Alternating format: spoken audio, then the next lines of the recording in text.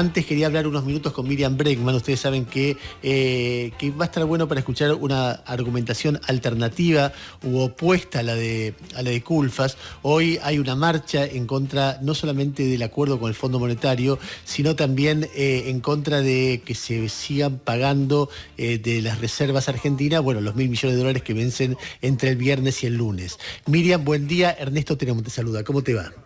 ¿Qué tal? Buenos días. ¿Cómo estás, Ernesto? Te escuchamos. Vos seguramente escuchaste recién a Culfas, escuchaste a Moró y queríamos escucharte un poquito cuál es tu punto de vista, cuál es tu fundamentación. Escuché y resulta interesante esto que están haciendo de poner distintas opiniones sobre la mesa. Mira, voy a empezar por lo último, porque me causó, te digo sinceramente, un poco de asombro todo lo que dijo Culfas. Incluso este recurso de marketing político de decir la señora que recuperó su empleo no opina lo mismo, me sonó a esos discursos, viste, armados, donde yo no te puedo analizar la economía del país y mucho menos el destino del país como mínimo en los próximos 10 años, porque una señora recuperó el empleo. La verdad que los datos de empleo, si me permitís el paréntesis, son los que preguntaba Gustavo. Se está recuperando el empleo a medida de que la Argentina rebota, después de haber caído muchísimo, cayó un 13, rebotó un 10, y lo que se está recuperando es el empleo informal centralmente, monotributo y precarizado. Entonces ahí hay un tema que cuando se habla de crecimiento no podemos volver a la vieja teoría menemista de que porque el país crece en algún momento derrama y todos son beneficiados. Pero voy a lo de la deuda, Ernesto, que esto me llamó mucho la atención, por eso lo quería mencionar. Culfas lo que no dice es por qué llegamos a este embudo en el cual está la Argentina. No lo dice. Tampoco lo dijo Moró ayer, a pesar de que argumentaba desde un lugar diferente. ¿Por qué llegamos a esto? Porque el gobierno en 2 años solo tuvo una estrategia. Macri nos metió en un pozo, pero ellos cerraron todas las posibles salidas y dejaron solo una, que es la de pagar al fondo bajo las condiciones del fondo. Eso es así. De hecho, esta negociación no es que ahora empieza, vienen pagándole al fondo en el medio de una pandemia, como lo reconoció la propia Cristina Kirchner, le destinaron más dinero al fondo que atender el gasto que necesitaba la pandemia. Este es un dato cruel, no es un dato que puede pasar desapercibido con la crisis sanitaria y social que está viviendo y que estuvo viviendo nuestro país. Entonces, pagaron. Descartaron cualquier herramienta política de discusión con el fondo, que nos dijeron que Guzmán era amigo de Stigli, que conocían a no sé quién, que fulano tenía relaciones con Georgieva y que el fondo era distinto. Descartaron todas las herramientas jurídicas, todas. Ahora apareció una economista brasilera que da otros elementos. Nosotros hemos dado muchísimos en la Argentina, desde otros lugares políticos también se ha explicado como lo que hizo Macri verdaderamente, además de ilegítimo, de ser una estafa política, es ilegal. El gobierno descartó todas las herramientas que tenía. ¿Sabés qué es más, Ernesto?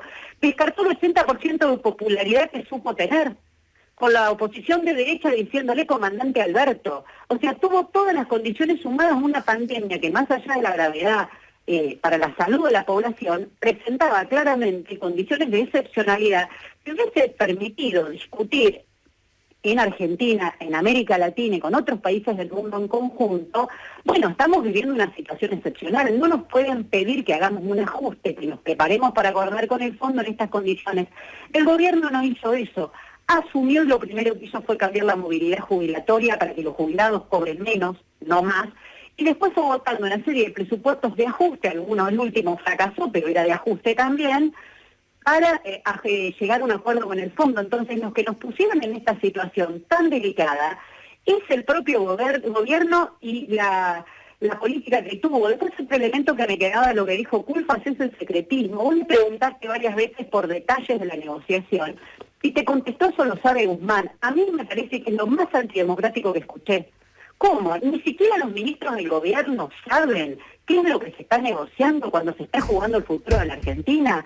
Y esto me parece grave, porque algo que vos le mencionabas al final, que ayer también estuvo en la discusión, la entrevista que tuviste con Leopoldo Moró, lo que nos tiene que explicar Culfas, Alberto Fernández, cada uno de los miembros de este gobierno, Cristina Kirchner, Leopoldo Moró, todos los que han pasado por los distintos gobiernos en estos años, es por qué Argentina, pagando, llegó hasta acá. Se pagaron 600.000 millones de dólares de la dictadura para acá, debemos casi 400.000, es decir, pagar no nos sacó la deuda de encima, y la Argentina pasó del 4 al 44% de pobreza. La clase trabajadora del 74 para acá perdió la mitad de sus ingresos. El año pasado solamente, y no quiero aburrir con cifras, pero me parece que son significativas, la participación de los asalariados en el ingreso nacional se redujo en un 10%.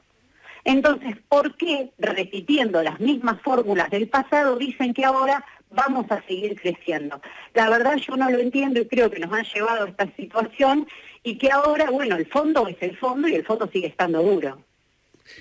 Miriam, ¿por qué crees que lo hacen? Digamos, han pasado gobiernos de distintas personalidades, distintas formas de entender el mundo, la vida, el capitalismo, etcétera, y todos de una manera u otra resolvieron no romper con el fondo. De distintas maneras, aplicando algunos planes, otros discutiendo cosas, algunos pagando todo lo que se debía, otros por no poder pagar, sometiéndose a revisiones periódicas, pero nadie quiso romper. ¿Por qué crees que ninguno de los dirigentes que tuvimos, que algunos se odian entre sí, por ejemplo Macri y Cristina, se odian pero no rompen?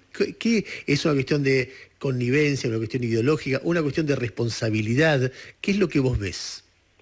No, obviamente con distintas políticas, con diferencias, lo que se ha elegido en Argentina es el camino del sometimiento, centralmente a Estados Unidos, y el camino contrario implica una ruptura, que implica luchar contra los poderes fácticos, implica enfrentar a los poderosos, implica terminar con la dependencia y centralmente con algo que también dejó la dictadura. Pensá que el primer gran salto de endeudamiento de este país, no porque haya comenzado ahí, sino el primer gran salto de endeudamiento se produce con la dictadura. A 2-3 días del golpe, Argentina venía pidiendo un acuerdo con el fondo, se lo venían retaseando, se da el golpe militar y le dan un préstamo extraordinario a la dictadura.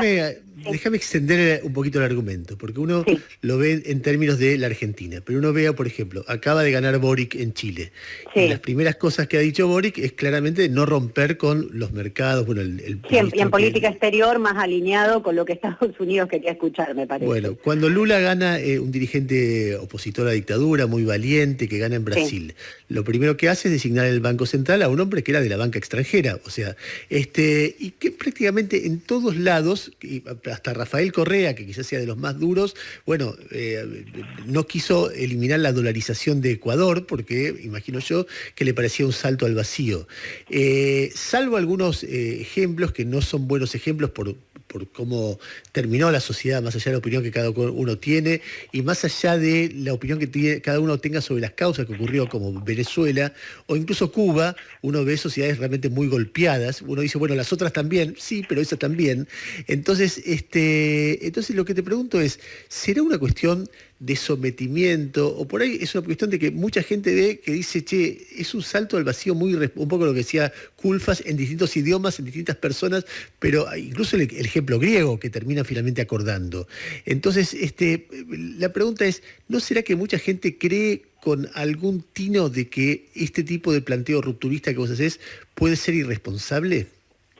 Bueno, mirá, yo creo que la explicación de lo que vos me decís es porque son gobiernos capitalistas. Ninguno de los gobiernos que vos me nombraste, con sus diferencias, obviamente, de un lado el de Lula, nombraste a muchos de ellos, pero son gobiernos capitalistas. Además se cumple esta regla que vuelve a pasar ahora en Chile, el Ministerio de Economía se lo dejan siempre a un conservador liberal, ¿no? En el 90% de los casos. ¿Por qué? Porque hay una continuidad económica de continuar con las bases del Estado capitalista. Entonces, eso implica en países como Argentina, como Brasil, como Chile, que tiene una fuerte atadura con el imperialismo. Por eso la deuda es el mecanismo de sometimiento. Hoy no necesitan venir con los Marines para decirte qué tenés que hacer en la Argentina. Va a venir el Fondo Monetario cada 3 meses, te va a decir qué tenés que hacer. Entonces yo te voy a decir a vos, Ernesto, mira, discutamos tarifas, porque te escucho y ahí tenemos un debate pendiente. Discutamos tarifas. Yo creo que hay que nacionalizar el sistema de energía y que hay que terminar con el robo de las privatizadas, de Denor, de Sur, de los subsidios millonarios del Estado que se llevan y se fugan. Y el fondo te va a decir, sí, tiene razón Bregman, discutámoslo, o te va a decir, ni loco, las privatizaciones no vuelven atrás. Vos pensás que estás entregando toda soberanía económica y política, y eso es una decisión política, y como te digo, son gobiernos capitalistas, por eso yo soy de izquierda, soy socialista y opino que el no pago no es un default lo que tiene que hacer la Argentina. La Argentina tiene que hacer un desconocimiento soberano como parte de una estrategia más general de discutir, de planificar la economía y que los recursos que el país genera vayan a las necesidades populares. Porque otra gran mentira liberal que se ha instalado y que este gobierno también en algunos de sus voceros repite es que la Argentina no tiene recursos, que la restricción externa. Eso no es así. El año pasado la Argentina tuvo un superávit de 15.000 millones de dólares. ¿Y cuánto le quedó al Estado, al Banco Central? Cero prácticamente. ¿Por qué? Porque un poco se fue en turismo, un poco se fue en otras cosas, pero centralmente por la fuga de capitales, por las maniobras especulativas que hacen los importadores, adelantando pago de exportaciones, etcétera, etcétera, y por el pago de las deudas.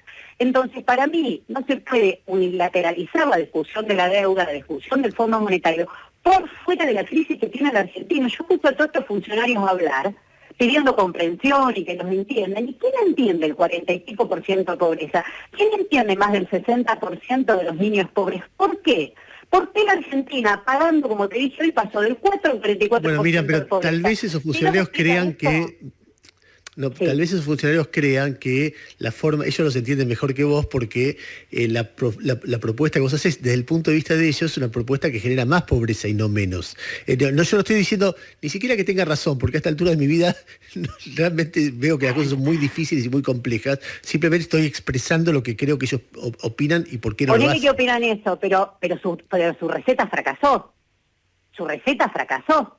Ayer cuando Morote decía, y Grispun tenía razón, yo la verdad me quedé impactada, porque el gobierno de Alfonsín coqueteó con el club de deudores, dijo que iba a averiguar cuál deuda era legal y ilegal, terminó cediendo, terminó diciéndole a los bancos, díganme ustedes cuánto les debo, y que terminó mejor el gobierno de Alfonsín, evitó el golpe de mercado, evitó la hiperinflación, evitó la pobreza, no, porque el fondo te lleva a eso, porque lo que quieren es un control social y económico, no solo económico. Son movimientos geopolíticos los que está haciendo Estados Unidos. Y va a aflojar o no va a aflojar la soga Argentina, dependiendo de los intereses geopolíticos que tenga la región también. No te creas que solamente te está mirando el numerito. Le interesa cobrar, sí, le interesa cobrar, pero también le interesa visitar la política de la región. Entonces, me parece a mí, este gobierno, de nuevo, nos dijeron que tenían un Messi, que conocía todo, que sabía todo, y ahora nos encontramos que nos llevó un embudo y encima de la propia coalición oficial reconocen que muchos de los argumentos que decía la izquierda tenía razón. Yo no sé, Santoro le debe estar diciendo irresponsable a Morón en este momento, porque yo me acuerdo toda la campaña electoral le dijo que era un irresponsable. Entonces vos vas llegando a situaciones donde decís, y lo irresponsable ahora dicen que el acuerdo es malo, ahora se dan cuenta que el Fondo Monetario te va a controlar cada 3 meses y que no vas a poder decidir nada. ¿Cómo no lo sabían? Ahora Guzmán les cuenta que en realidad no es una reestructuración de deuda, sino que es un nuevo crédito el que van a sacar donde implica este monitoreo del gobierno con el fondo. La verdad, Ernesto, asombra un poco, Mira, tenemos que ir cerrando, pero Jairo me hace señas de que quiere preguntarte algo. Jairo, dale. Hola Miriam, ¿qué tal? Sí, ¿Cómo ¿qué tal? andás? Bien. Yo te escucho y siento que te representa mucho el discurso de Cristina de ayer. No, ¿sabés por qué no? Porque a vos te falta escuchar a Néstor Kirchner, me parece. Bueno, no, pero ayer no habló. no, ayer no habló. Pero Néstor Kirchner decía, vean lo que hago y no lo que digo, miren lo que hago y no lo que digo. Y el kirchnerismo siempre pagó. Yo creo que lo que están haciendo ahora es teniendo una posición política como una ala más dura en una negociación bastante empantanada, donde el fondo pide más, pide más, pide más, y se va convirtiendo en un morren sin fondo. No todos los días te vas enterando de una peor noticia, pero como dijo Néstor, miren lo que digo, lo que hago y no lo que digo, y la verdad es que el kirchnerismo siempre pagó, siempre intentó acordar. Entonces yo creo que lo que están haciendo ahora es una estrategia de negociación, y si no, será verdaderamente irresponsable, porque como 2 años después nos venís a decir que gastaste más plata en el fondo y en la pandemia y estaba mal. Como 2 años después nos venís a decir que el acuerdo con el fondo es impagable, que las negociaciones que te imponen implican un sometimiento total. ¿No lo sabías? ¿En serio creíste que el fondo era otro fondo? Bueno, la verdad que hacen falta bastantes explicaciones para sostener ese discurso. Miriam, te agradezco siempre, realmente siempre es muy interesante hablar con vos y seguiremos charlando, por supuesto que sí, muchas gracias. No, por favor, gracias a ustedes. Y vamos pincha, ¿no? Por supuesto. Miriam Bregman, que lo más importante que tiene en la vida es que es hincha de Estudiantes de La Plata, como toda la buena gente que hay en este país. 8:40 de la mañana, ya vamos a hablar de las